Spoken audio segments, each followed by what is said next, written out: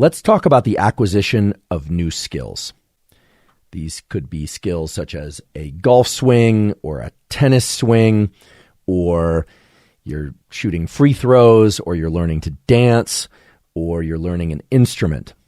I'm mainly going to focus on athletic performance.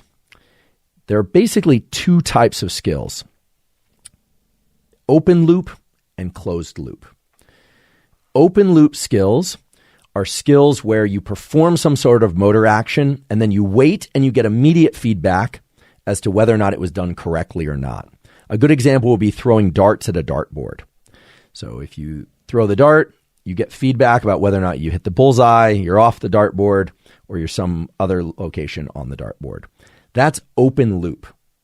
Closed loop would be something that's more continuous. So let's say you're a runner and you're starting to do some speed work and some sprints, and you're running and you can kind of feel whether or not you're running correctly, or maybe you even have a coach.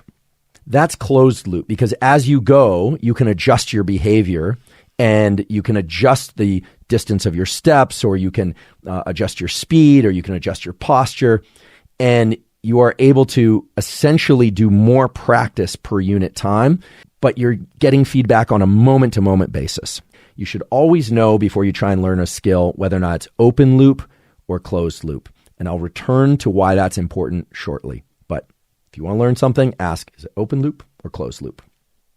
There are essentially three components of any skill that involves motor movement. And those are sensory perception, actually perceiving what you are doing and what's happening around you. So what you see, what you hear. Then there are the actual movements. Okay, so there are the movements of your limbs and body. And then there's something called proprioception. And proprioception is often discussed as kind of a sixth sense of knowing where your limbs are in relation to your body. Now, skill learning has a lot of other dimensions too, but those are the main ones that we're going to focus on. So just to remind you, you need to know open loop or closed loop, and you need to know whether or not, you need to know that there's sensory perception, what you're paying attention to, movements themselves, and proprioception. So anytime we learn something, we have to decide what to place our sensory perception on, meaning what are we going to focus on? That's critical. If you're listening to this and you're the type of person who likes taking notes, this should be the second question you ask. Remember, the first question is it open loop or closed loop? The second question should be, what should I focus my attention on?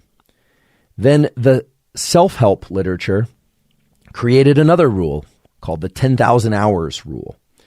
And frankly, that doesn't really match the literature, at least the scientific literature. But the 10,000 hours rule overlooks something crucial, which is that it's not about hours, it's about repetitions.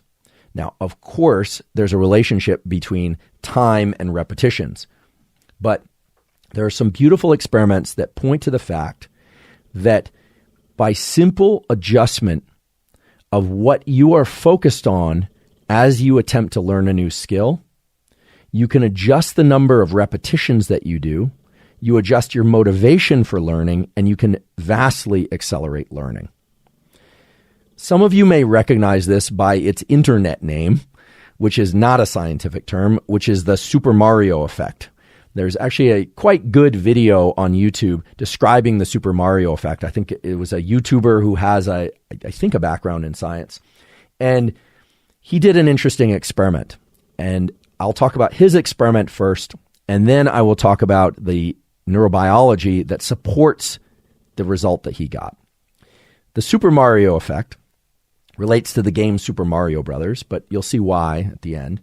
But basically what they did was they had 50,000 subjects, which is an enormous number of subjects, learn a program, essentially taking words from a computer program or the commands for a computer program that were kind of clustered in a column on the right.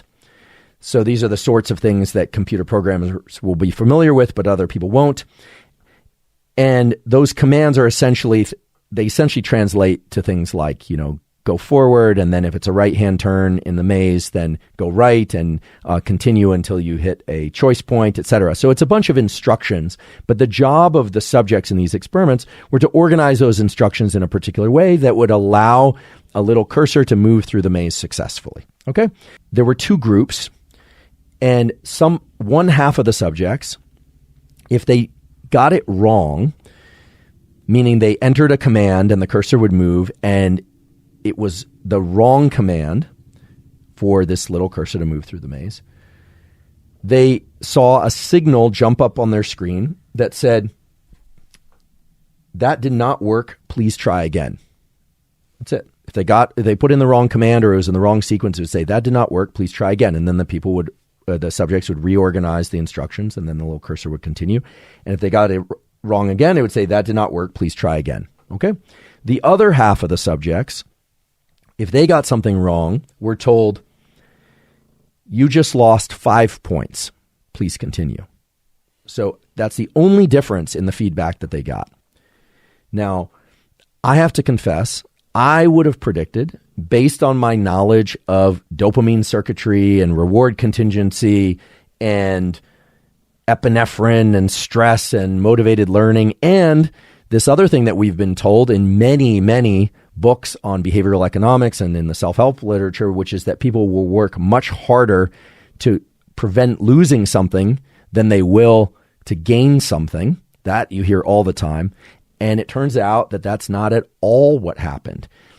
If they looked at the success rate of the subjects, what they found was that the subjects that were told, "That did not work, please try again," had a 68% success rate. 68% of them went on to successfully program this cursor moving through the maze. Whereas the ones that were told, "You lost 5 points," had a 52% success rate, which is a significant difference. But the source of the success or the lack of success is really interesting. The subjects that were told, "That did not work, please try again," tried many, many more times per unit time. In other words, they made more attempts at programming this thing to allow this cursor to move through the maze. Whereas the people that were told, "You lost 5 points," gave up earlier or gave up entirely.